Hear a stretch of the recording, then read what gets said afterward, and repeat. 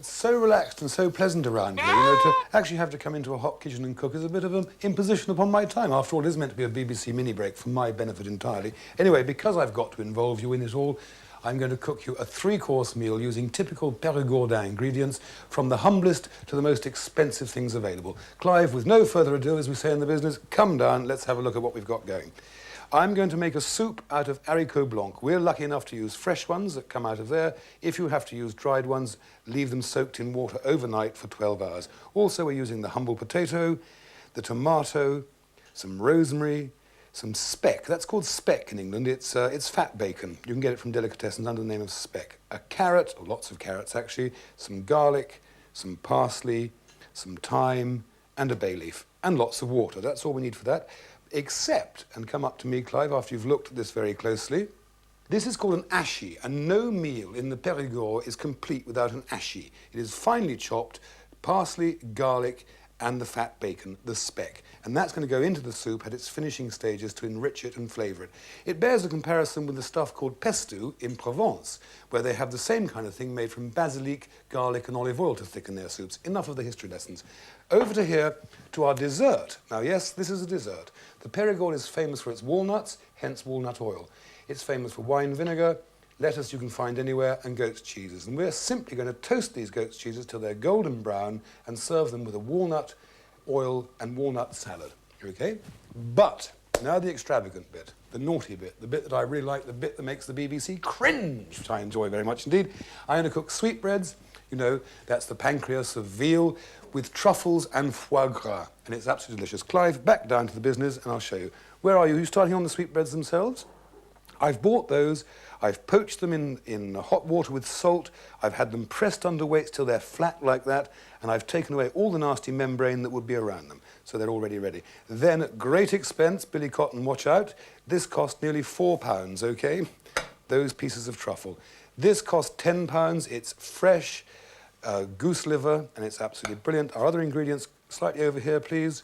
Bit of butter and a bit of chicken stock. Anyway, that's enough chat. Clive, we'll make our own way to the stove, okay? See you over here. Our very first thing is into this pan of butter,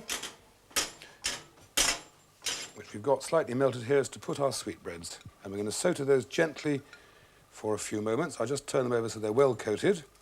Now, while they're gathering frying speed, if you'd like to come and look at the actual soup that we've been talking about, all those lovely ingredients, which have been simmering away just in water and a little salt for about an hour and a half.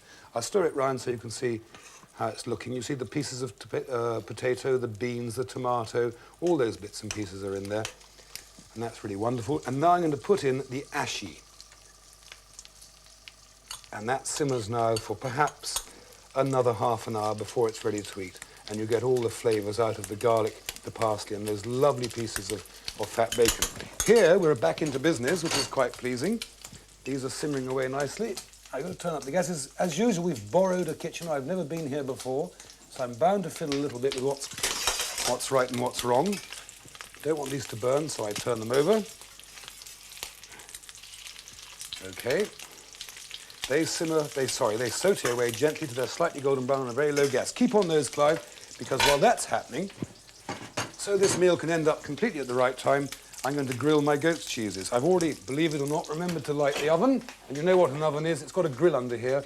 So they go in and they cook away quite happily. Right. Now, these are the very, very expensive little pieces of truffle, which we're just going to put in to flavour the butter in which the sweetbreads are cooking. Okay. Now, you know, in cooking live, although it's on film, this is actually live and in real time. I sometimes need some help. So if someone could push a bit closer to me my foie gras, thank you very much indeed. All right, you still with me? This is the foie gras, which we're going to just put there for the time being. I'm going to turn these over again. Now, you see, they're virtually cooked, absolutely beautiful. Take out the truffles and put those on the top of that. Sorry this sequence is going on a bit, but very simply, it's essential to choose a couple of renowned wines, taking very great care not to pay for them yourself, of course. Once you've done that, you finish the sauce. Toss in a glass of white wine, add the chicken stock into the pan with the juices, Bubble furiously for 2 or 3 minutes, then whisk in a knob of butter and strain this fine sauce over the sweetbreads. Yum, yum. And although I say it myself, and I often do say such things, I'm not one for false modesty, but, you know, that is a dish which you'd pay, I don't know, £30 for in any British restaurant if you could cook it properly.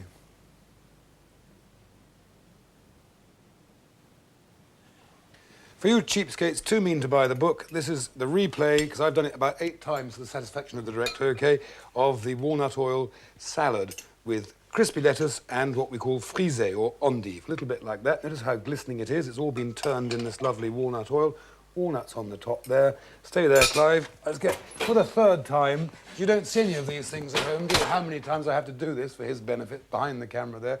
For the 3rd time, with the toasted goat's cheeses. Now, you can buy these in supermarkets around the country in Britain, or if you're one of those people who have holidays in France, bring them back with you.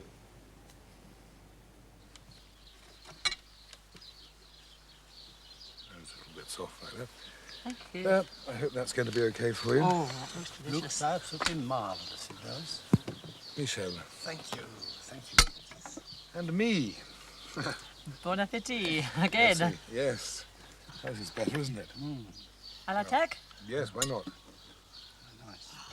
Don't you ever regret having given up this phenomenally amazing life you used to have, jet-setting around the world, managing director, chauffeur-driven cars, telephones, No. gold express cards and things like You that? mustn't exaggerate, you know. I mean, these sort of things don't really exist unless you got a very, very top job. I mean, I had a responsible job. It was very interesting, you know. But whenever you earn money, you got to do something for it.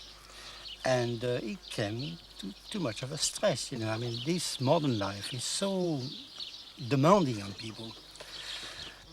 I mean, here I've got my beehives, I do my honey, we've got the vines, we make our own wine. Dorothy cooks all sort of lovely dishes. We receive people, we make jam, we conserve fruits, we do Pick the mushrooms. pick mushrooms, you know. It's Chestnuts. such a varied life. One thing I'd really like to know, because it's my programme, I mean, this is your life, but my programme, if that's all right, what do you think of the food? Okay. I think it's very good. Pretty marvellous myself. It's a long while since we've eaten in all sorts of Well- places, but I think this dish is Yeah. Well, what I want It's to something understand, special. how can you manage to cook dishes of different parts of the world, you know, and do it so good? I mean, this is top. I mean, if you're a very good Perigord cook, well, how do you get on with, you know, other cooking in other parts of the world? How do you do it? I love cooking. I think it's like painting, it's like music, it's like motor car driving, it's racing, it's... you just get totally immersed in it. And that's what I live for, is cooking.